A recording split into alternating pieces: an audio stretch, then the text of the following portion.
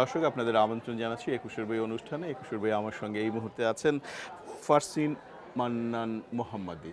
ফারসিন মান্নান মোহাম্মদীর নামটা একটু অন্যরকম মনে হয়, তাই না? মানুষটা অন্যরকম, কারণ বিজ্ঞান নিয়ে কাজ করেন, তার জীবন জগৎ সব বিজ্ঞান সংক্রান্ত।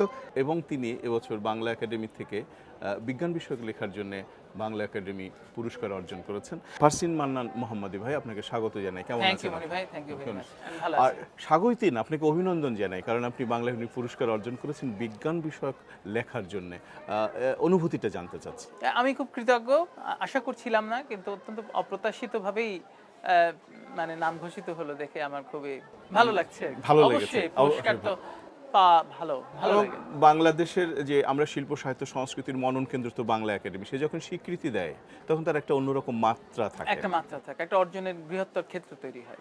মানে ভাই, শুরুতে যে প্রশ্নটা আপনাকে করতে চাই, যে মানুষ যখন তরুণ থাকে বা আপনারা যখন অল্প বয়স ছিল, তখন তো আপনার লিখবার কথা ছিল রোমান্টিক উপন্যাস। আপনি নিজে আপাতমস্তক রোমান্টিক দেখতে মনে হয়, কিন্তু একটু বিজ্ঞানের মতো একটা ছোটমোটো জগতে কিভাবে এলেন?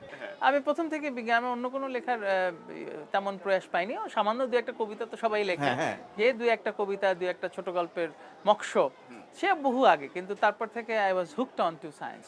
চারপাশে কি আপনার বিজ্ঞান মানুষ কোনো মানুষ ছিল, বা কে আপনাকে অনুপ্রেরণা দিয়েছিল? আমার যেটা বলতে পারি সেটা হচ্ছে যে আমার কতগুলো অনুবাদের প্র্যাকটিস করতে হতো একসময়, 9-10 নবম দশম শ্রেণীতে।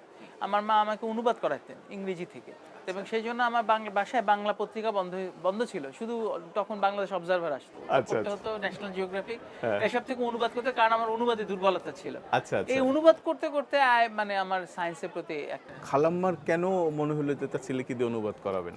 তখন মনে হচ্ছিল সম্ভবত আমার কম্প্রিহেনশনে আমার এই নাম্বারগুলো খারাপ আসছিল। আচ্ছা, তার দেখেন একজন মা কত চমৎকার ভাবে তার আমার মা ডেস্টিনেশন তো বাংলার এমএ ছিল, এমএ এমএড, উনি শিক্ষাও আইয়ার থেকে শিক্ষার এমএড করা। আচ্ছা, তাহলে আমার ধারণা উনি এটা বুঝতে পারছিল যে উনি আর বেঁচে নেন, কিন্তু খালাম্মার প্রতি শ্রদ্ধা জানাই যে তিনি তার সন্তানকে আপগ্রেড করবার জন্য বিজ্ঞানের পথে নিয়ে তিনি হয়তো জানতেন না যে আপনি বিজ্ঞানের দিকে যাবেন, কিন্তু অবচেতনে কিন্তু সড়কটা তৈরি হয়ে গেল। অবচেতনে সড়কটা তৈরি হয়ে গেছে বিজ্ঞানের দিকে। যেটা আপনি আলাপ করছিলেন আমার সঙ্গে, যে আমি আপনাকে রোমান্টিক বলছিলাম, কিন্তু আপনি একটু অস্বীকার করছেন যে ভেতরে আমার ঘটনা আছে।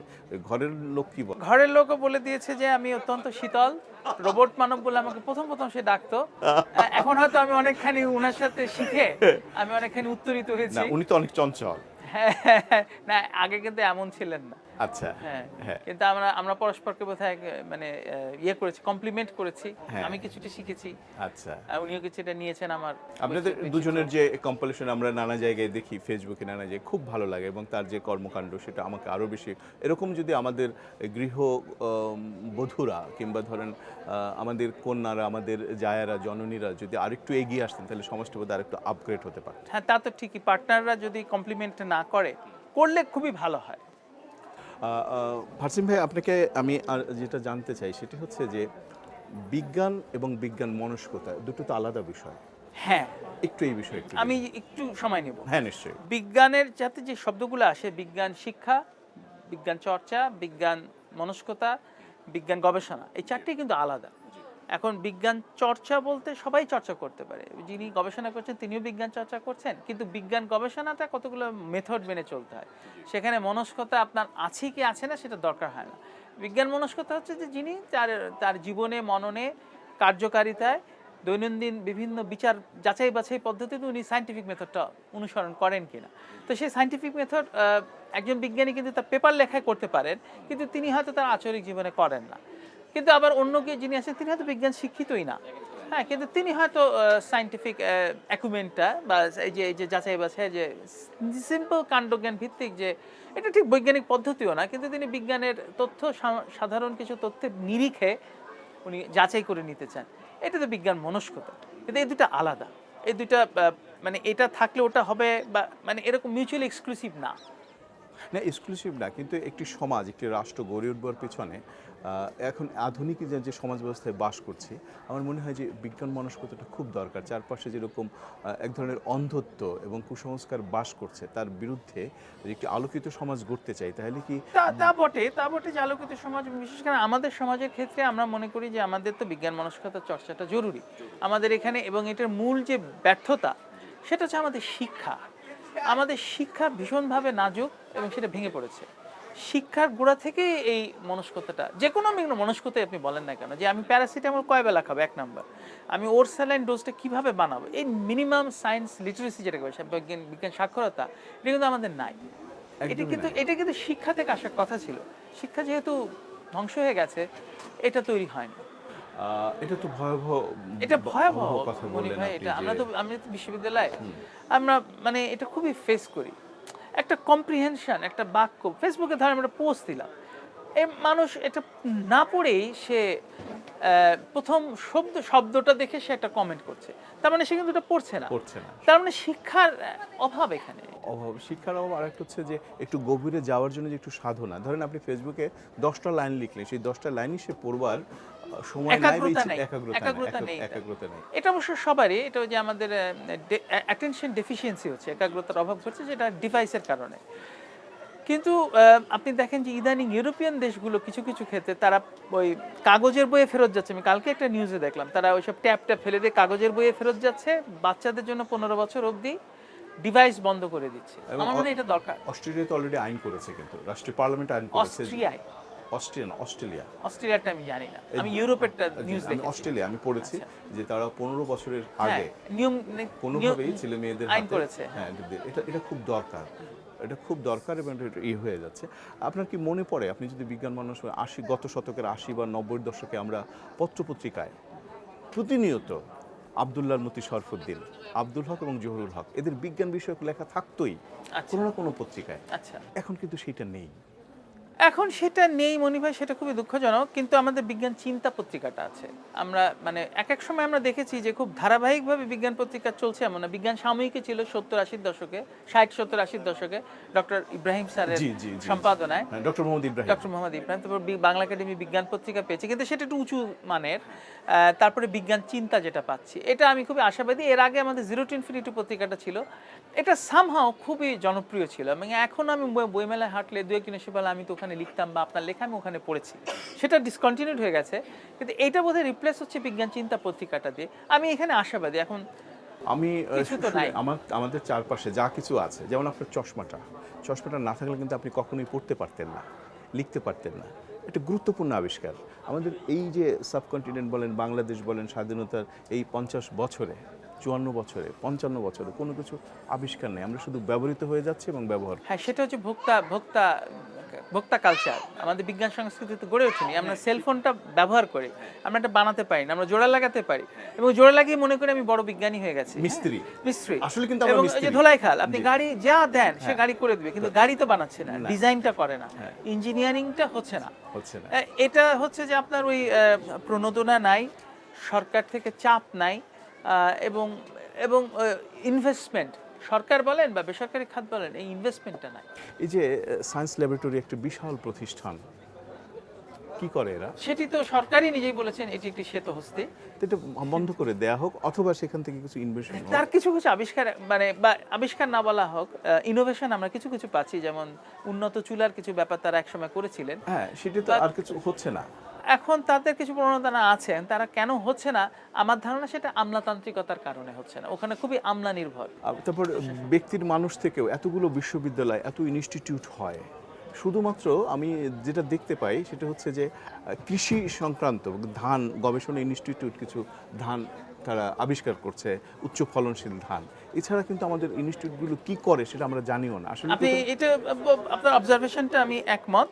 তবে এখানে কিছু ব্যাপার আছে, যে ব্যাপারটা হচ্ছে যে কৃষি গবেষণার, আমি অবশ্য কৃষি জানি না, কিন্তু হ্যাঁ, কৃষি গবেষণা না হলে আমাদের এই যে এখন 18 কোটি মানুষ আমরা তো খেতে পারতাম, কিন্তু আমরা পাচ্ছি। তো এটা কৃষি গবেষণার ফলে, এবং কৃষি গবেষণার যে ক্ষেত্র প্রস্তুত আছে, কিন্তু আপনি বিজ্ঞান গবেষণার জন্য যে ল্যাবরেটরি বা যে কালচার লাগে, সেটা আমাদের এখানে নার্চার হচ্ছে না।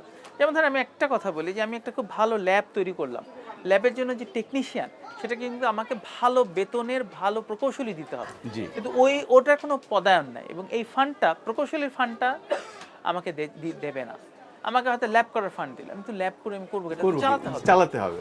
ওই লোকগুলাকে কিন্তু আমার নার্চার করার দিচ্ছে না। আমাকে হয়তো কম মানে একজন প্রকৌশলী দিচ্ছেন, টেকনোলজিস্ট দিচ্ছেন, কিন্তু তাকে দিয়ে কিন্তু আমি ল্যাব চালাতে পারবো। আপনি একটা যে বই বিস্ময় জাগে তাই, নির্বাচিত বিজ্ঞান প্রবন্ধ বলে আপনার একটু ছোট্ট ভূমিকা লিখেছে খান মোহাম্মদ রুবেল। এটা কি আছে এটা এই বইটার মধ্যে? বইটা হচ্ছে আমার গত 4টি দশকের মানে 90-এর দশক থেকে আমার লেখা শুরু, আপনার এক দশক পরে হ্যাঁ। মনি ভাই।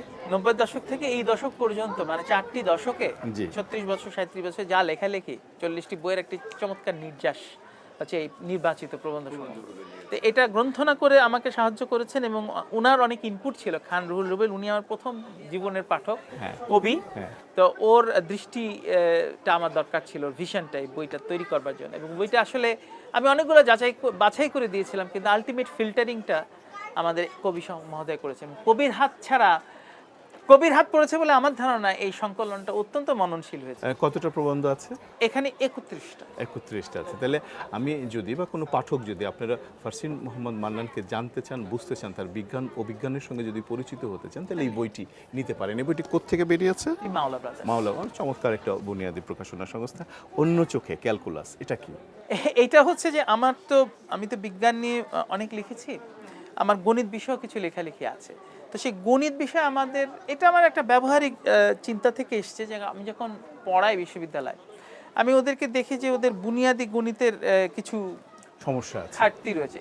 হয়তো আমার প্রকৌশল বিষয় বুয়েটে হয়তো আমি একটু কম দেখি, কিন্তু আমি যখন মাঠ পর্যায়ে যে বিজ্ঞানের কাজগুলো করি, তখন আমি দেখি যে ওদের ওই বুনিয়াদি জায়গাগুলোয় এবং সে আনন্দ পাচ্ছে না। রাইট। ওই আনন্দ নেবার জন্য যে ক্যালকুলাস, এটা শেখার জন্য না, যে অলরেডি ক্যালকুলাস শিখেছে সে, তার মানে অন্য চোখে, নতুন চোখে না, অন্য চোখে সে যদি এখান থেকে একটু বোঝার চেষ্টা করে, যাচ্ছে দেখি হোয়াট ইজ দি মানে fun inside calculus, how you apply it, প্রয়োগগুলো কোথায়, এই মজা করে ক্যালকুলাসটাকে বোঝার, এটা কিন্তু পুরোটাই গণিতের। আচ্ছা, good. আপনি বলছিলেন, এটা আমার কাছে খুব মজা লাগছিল। আমি যখন বললাম যে গণিত একটি বিজ্ঞান, আপনি বললেন না গণিত বিজ্ঞান না, কিন্তু গণিত একটা গুরুত্বপূর্ণ জিনিস। এটা একটু ব্যাখ্যা আচ্ছা, করেন। গণিত কিন্তু বিজ্ঞান না। হ্যাঁ, এটা কেন কিন্তু বিজ্ঞান না? অনেকে ভুল করে। কেন বিজ্ঞান না? তার কারণ হচ্ছে বৈজ্ঞানিক যে পদ্ধতি, পরীক্ষা নিরীক্ষা, পর্যবেক্ষণ এবং যাচাই বাছাইকরণ, ফলসিফিকেশন, রি এক্সামিনেশন, এগুলো কিন্তু গণিতে নাই। আচ্ছা। গণিত হচ্ছে একটা অ্যাবস্ট্রাক্ট একটা ব্যাপার। সেখানে সংখ্যা যেমন দুই বলে তো কোনো জিনিস কিন্তু পৃথিবীতে সৌরজগতে কোথাও দুই বলে কিছু নাই। আমরা জানি এটা দুটো ফিঙ্গার, আমরা জানি দুটো বই, দুটো মানুষ, কিন্তু দুই সংখ্যাটি কিন্তু টোটালি অ্যাবস্ট্রাক্ট। এই যে গণিতে যে কনসেপ্ট, এবং সেখানে তারা কিছু ধরে নেন, তারা ব্যতিরেকি প্রমাণ করেন যৌক্তিক কাঠামো ধরে, সেখানে কিন্তু ফলসিফিকেশন নাই। গণিত একবার প্রমাণ হয়ে গেলে আপনি এটাকে ফলসিফাই করতে পারবেন না। এটা যাচাই বাছাই নাই যে না E=mc² গাণিতিকভাবে হয়তো সত্য, এটা একটু যাচাই বাছাই করে দেখি, এটা বিজ্ঞানে হয়, কিন্তু গণিতে কিন্তু হয় না। উপপাদ্যের যাচাই বাছাই হয় না। কিন্তু গণিত গুরুত্বপূর্ণ, বিজ্ঞানের জন্য গণিত গুরুত্বপূর্ণ। বিজ্ঞানেরই ভাষা। এবং বিজ্ঞানীরা, বিশেষ গ্যালিলিও যখন দেখলেন যে প্রকৃতির নিয়মকানুন সব হচ্ছে গণিতের ভাষায় ইন্টারপ্রেট করা যাচ্ছে, তখন তিনি বলেছিলেন ঈশ্বর গণিতের ভাষায় প্রকৃতি রচনা করেছেন, এরকম কিছু। চমৎকার। ঈশ্বর গণিতের ভাষায় পৃথিবী রচনা করেছেন। প্রকৃতি। ফারসিন মান্নান মোহাম্মদী, আপনি অনেক কষ্ট করে আমাদের অনুষ্ঠানে এলেন এবং আপনার রচনা এবং আপনার বিজ্ঞান ও বিজ্ঞান সম্পর্কে আমরা সামান্য কিছু জানতে পারলাম। আপনাকে অনেক কৃতজ্ঞতা জানাই। অনেক কৃতজ্ঞতা মনি ভাই, ভালোবাসা ধন্যবাদ, জানাই। আপনি সময় দিয়েছেন। জি।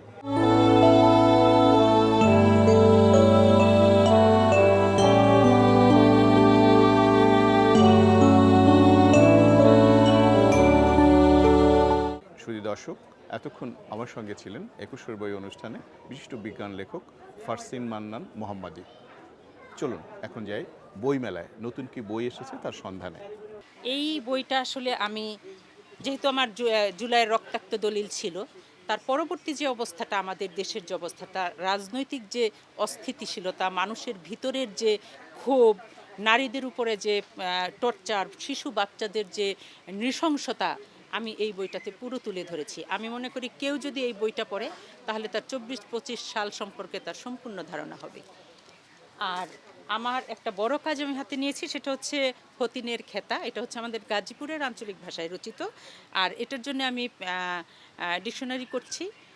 কারণ হচ্ছে এটা পড়তে গেলে তাকে আসলে তাদের একটু সমস্যা হবে, এই জন্য।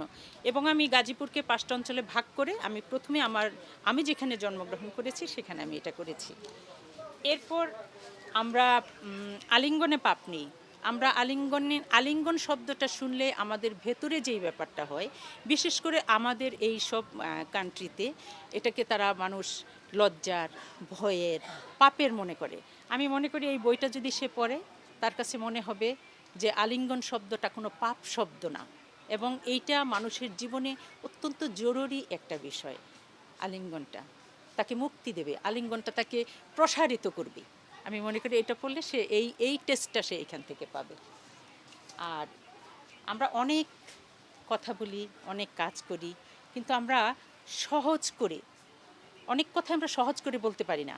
কিন্তু আমার এই সহজ শব্দের গহীন ব্যথা বইটার ভিতরে আমি চেষ্টা করেছি কিভাবে ভাষাটাকে সহজ করে মানুষের কাছে পৌঁছে দেওয়া যায়। এইবার বইমেলায় আমার প্রকাশিত হয়েছে এই বইটি দ্য ওয়ার্ল্ড অফ নলেজ, জ্ঞানের জগৎ। বইটি আত্মার দর্শন এবং সভ্যতার স্থাপতি। আসলে এই বইটাতে যে ব্যাপারগুলো নিয়ে আলোচনা করা হয়েছে, একটি কলম পারে একটি জাতিকে জাগিয়ে তুলতে, একটি চিন্তা পারে একটি প্রজন্মকে আলোকিত করতে, সেই চিন্তা থেকে এই বইটি লেখা। এখানে আমি দেখেছি অনেক শিক্ষার্থী অনেক পড়াশোনার পরেও তারা সঠিক পদ্ধতি না জানার কারণে কাঙ্ক্ষিত ফলাফল পায় না। তো যেন তারা এই সমস্যাটা কাটিয়ে উঠতে পারে, যেন তারা সঠিক পদ্ধতিটা জানে যে কিভাবে পড়লে তারা ভালো রেজাল্ট করতে পারবে, সেই বিষয়গুলো এখানে তুলে ধরেছি। যদি আমি এই সম্পর্কে একটু বলি, তাহলে ব্যাপারটা হবে যে এখানে যে ব্যাপারটাকে সবচেয়ে বেশি গুরুত্ব দেওয়া হয়েছে সেটা হলো অনেক সময় শিক্ষার্থীরা যে শব্দগুলো অনেক কঠিন থাকে সেই শব্দগুলোকেও তারা মুখস্থ করার চেষ্টা করে। সেই ক্ষেত্রে দেখা যায় যে একটা নির্দিষ্ট সময় পর সেই শব্দটা আর তার মাথায় থাকে না। কিন্তু যদি সে এই কাজটা করে, প্রথমে রিডিং পড়ে যেই শব্দগুলো কঠিন ছিল সেগুলোকে আন্ডারলাইন করে ওই শব্দগুলো নিয়ে আলাদাভাবে ডিকশনারি থেকে কিংবা গুগল সার্চ করে পড়ে জেনে তারপরে যদি সে পড়াটা মুখস্থ করতো, তাহলে সেটা দীর্ঘ সময় রাখতে পারতো। এরকম অনেক বিষয় এখানে উল্লেখ করেছি। তার বাহিরেও এখানে আছে একটি তথ্যকে কিভাবে সে যাচাই করতে পারে। যেমন বর্তমান সময়ে দেখা যায় যে অনেক তথ্যের ভুয়া তথ্যের অনেক ছড়াছড়ি থাকে। তো সেই ক্ষেত্রে অনেক সময় অনেক ভুয়া তথ্য আমরা বিশ্বাস করে বসে থাকি, বা অনেক সময় বুঝতে পারি না যে কোন তথ্যটা সঠিক বা কোনটা ভুল। সেই ক্ষেত্রে আমি এই বইয়ে নিয়ে এসেছি যে রাসূল সাল্লাল্লাহু আলাইহি ওয়াসাল্লামের সময় ভুয়া তথ্যগুলোকে সাহাবী রাদিয়াল্লাহু আনহুরা কিভাবে যাচাই করতেন এবং বর্তমান সময়ে আমরা কিভাবে যাচাই করতে পারি।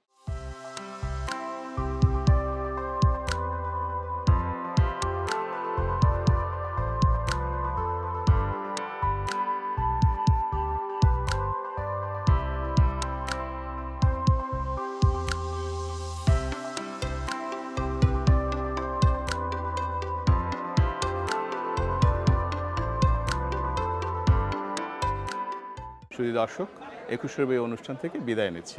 বিদায় নেবার আগে আপনাদের জানিয়ে দিতে চাই, মেলায় আসা সদ্য যে বইগুলি এসেছে সেই বইগুলি কারা কিনছে, কিভাবে কিনছে, কেমন তার মলাট এবং কেমন তার গন্ধ, চলুন সেই গন্ধটা আপনাদের জানিয়ে দেই। বাঙালি হিসেবে তো বই মেলার জন্য আমরা প্রতি বছর অপেক্ষা করি। আগে নিজের জন্য আসতাম, এখন বাচ্চার জন্য আসি। ওর জন্যই মূলত বই কেনা হয়। আমি তো আগে পড়তাম সায়েন্স ফিকশন পড়তাম, গোয়েন্দা বুকসগুলো, এগুলো খুব ভালো লাগতো। এখন বাচ্চা রিলেটেড আর কি, ওর জন্য অ্যাক্টিভিটিস বুকস, ওর জন্য সায়েন্স ফিকশনস, ওর যেটা ভালো লাগে সেগুলোই কিনি। এখন অনেক সিরিজের বুকসগুলো পাওয়া যায়, বাচ্চাদের এগুলোতে দেখা যায় অনেক ভোকাবুলারিও বাড়ে, অথবা রিডিং ক্যাপাসিটিগুলোও বাড়ে। আমরা মেলার মাঠে যেটা করি পাঠকদের কানেক্ট করার জন্য, যে আমরা কোনো বই রাখিনি, দেখতে পাচ্ছেন যে আমাদের বই বিক্রির কোনো কার্যক্রম না। পাঠকরা আসে, আমাদের জিজ্ঞেস করে এখানে কী করা হয়। প্রথমত আমাদের স্টল দেখে পাঠকরা এমনিই আসে, যে ব্যতিক্রমধর্মী স্টল। পুরা মেলার মধ্যে যত স্টল আছে সব জায়গায় বই ডিসপ্লে করা আছে বা প্রচুর আছে, একমাত্র আমাদের স্টলে কোনো বই নেই। একটা চৌকি বিছায় আমরা বসে আছি, এমনি পাঠকরা আমাদের কাছে আসলে আমরা তাদের সাথে কানেক্ট করি প্রথমত আমাদের চিঠির বক্স দিয়ে, যে আপনি আপনার প্রিয়জনকে, প্রিয় চরিত্রকে, বইয়ের প্রিয় কোনো চরিত্র বা প্রিয় লেখককে চিঠি লিখতে পারেন। আমরা কাগজ এবং কলম দিই, তারা লিখে তারপরে আস্তে আস্তে আপনার গল্পটা জমাই তাদের সাথে। এরপরে তারা অনেকেই আছে যারা আমাদের চেনা, ইতিমধ্যে আমাদের অনেক চেনে, কারণ গত বছর আমরা মেলায় ছিলাম, তো প্রচুর মানুষ আসে, আমাদের জিজ্ঞেস করে কোত্থেকে কী বই বের হয়েছে, কি কেনা যায়, পরামর্শ নেয় আমাদের থেকে।